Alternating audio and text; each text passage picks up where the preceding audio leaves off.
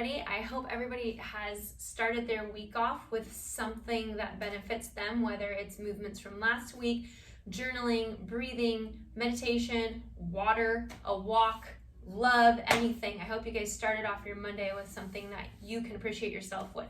So we are going to keep on that train of appreciation and work another breathing technique.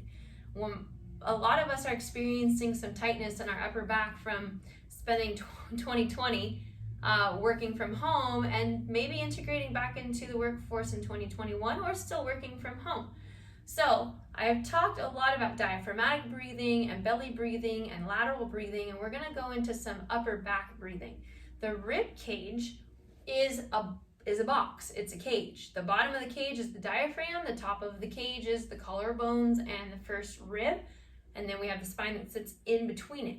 This is a very, very dense structure, and thus it moves not so well when we keep it in positions and sedentary positions that it doesn't necessarily want to be in. It needs to move. That's why it's part of breathing, right? That rib cage is always moving. When we're poor breathers, our rib cage is moving differently than it should. So we are actually going to go into some rib breathing, but we're going to go into back breathing. The idea behind this is that the thoracic spine gets really tight, the ribs are attached to the thoracic spine, and if we breathe into our back, we get a little bit of stretch through there. So I'm going to put you guys in child's pose or quadruped, whatever is more comfortable for your knees. Again, if getting down the ground is hard, you can do this standing, holding on to something and leaning back. So you can be in this position, holding on to something, okay? The rest of us, we're gonna go into this position or we're gonna go into this position. Either way, the upper back needs to be round. When we inhale, we're gonna inhale into the chest area with the intention of expanding that inhalation through the back. So we wanna feel our back expand, and then we blow out, we wanna feel our back compress. So watch and learn. As I inhale, my upper back is going to get rounder. And then I exhale, and it's gonna deflate. When I inhale, my upper back gets rounder.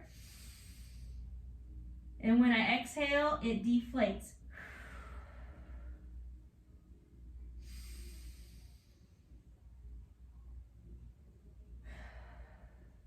Now, if you want to do it in quadruped, you guys can come up here, duck the head just a little bit, and push up in through the upper back. Again, when I inhale, I'm expanding through my upper back. And then I exhale, and it's going to relax. Again, inhale, and exhale. This is a great exercise to do after a run, or if you're struggling to find that breath in the middle of a workout, get that chest expanding. This is not a good breathing technique to do if you're dealing with anxiety. That would be better served doing belly breathing than chest breathing. So use this functional breathing pattern as a way to stretch out your rib cage and your upper back. Post-exercise, pre-exercise, doesn't matter, do it at any point in time. And if you have questions, please reach out, drjendc.com. I would love to answer them for you. Happy Monday.